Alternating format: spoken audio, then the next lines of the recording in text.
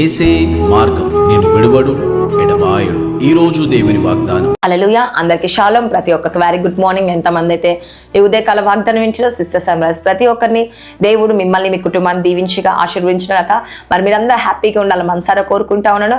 ఎంతమంది జీవితంలో గొప్ప అద్భుతాలు గొప్ప ఆశ్చర్యాలు జరగాలని కోరుకుంటున్నాను. నాతో కలిసి ఏకీభవించండి. మరి ఖచ్చితంగా దేవుడు మీ కుటుంబంలో అనేక అద్భుతాలు జరిగించబోతున్నాండి. విశ్వాసం కలిగి ప్రార్థించినప్పుడు దేవుడు అనేక మేలులు జరిగించే దేవుడు. ప్రార్థించుకుందాం. స్తోత్రం. పరిశుద్ధ ఆత్మ యేసయ్య వాగ్దానం ద్వారా మీరు మాట్లాడి బలపరిచి స్థిరపరచమని యేసు నామములో అడుగుచున్నాను తండ్రి. ఆమేన్. హల్లెలూయా.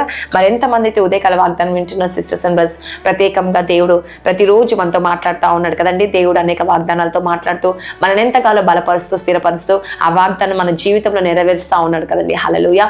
నమ్మిన వారి పట్ల దేవుడు గొప్ప మేలు జరిగించే దేవుడు. ఈరోజు నువ్వు నమ్ముతున్నావా? విశ్వసిస్తున్నావా?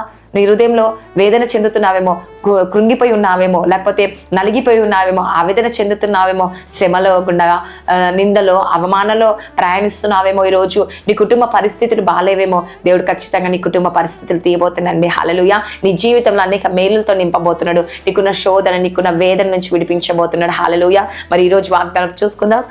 సామెతలు 4:10 నీవు దీర్ఘాయుష్మంతుడవుదువు. హల్లెలూయా. చూడండి, ఈరోజు దేవుడు మీకు వాగ్దానం ఇస్తున్నాడు. ఏమని వాగ్దానం ఇస్తున్నంటే నీవు ఈరోజు దీర్ఘాయుష్మంతుడు అంట. హల్లెలూయా. చూడండి, ఆయుష్ లేకపోతే మనము ఎంత సంపాదించినా మన బ్రతుకు వేస్ట్ అయిపోతుంది కదండి. మనిషి చనిపోతాం కదండి. లేకపోతే నీకు ఆరోగ్యంలో ఆయుష్ లేదేమో, లేకపోతే నీ ఆశీర్వాదంలో ఆయుష్ లేదో, ఏవి లేకపోయినా వ్యర్థమే కదండి. హల్లెలూయా.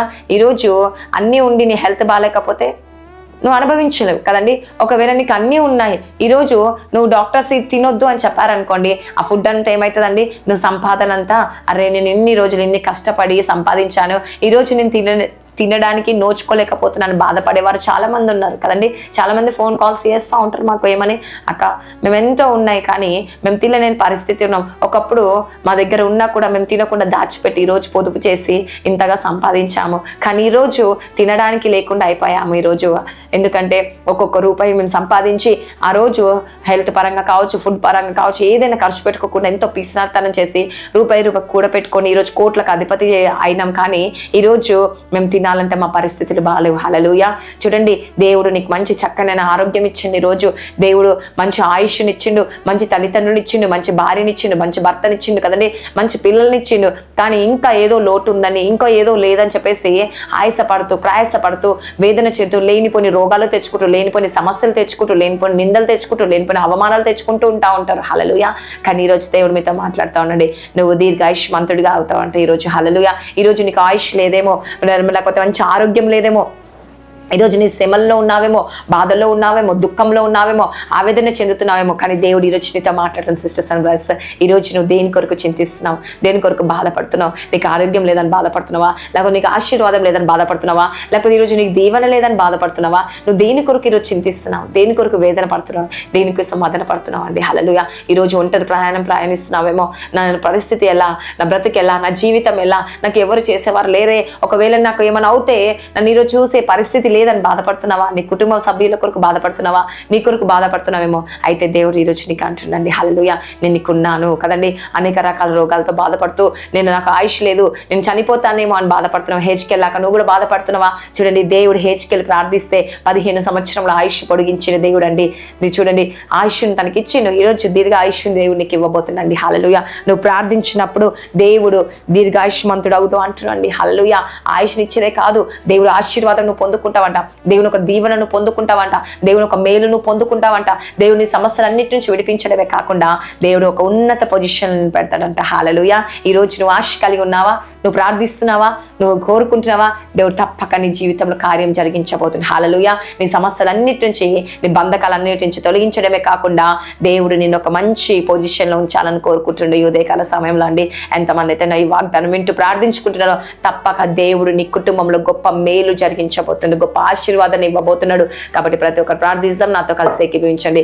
స్తోత్రం. పరిశుద్ధ ఆత్మ యేసు ప్రభువా, నేను ఈ వాగ్దానంలో నెరవేర్చండి. ఎంతమంది ఈరోజు నైనా దేవా మరి వాగ్దానం వింటున్నారేసే, వారి జీవితంలో వారి కుటుంబంలో గొప్ప అద్భుతాన్ని జరిగించండి యేసు ప్రభువా. ఎంతమంది బర్త్డేస్, మ్యారేజ్ డే జరుపుకుంటే ఈ సంవత్సరం అంతా వాళ్ళు బ్లెస్ చేయండి, దీవించండి, ఆశీర్వించండి, పోషించండి, సంరక్షించండి యేసయ్యా. వారికి ఉన్న సమస్యలు బంధకాలన్నింటిని తొలగించండి యేసు ప్రభువా.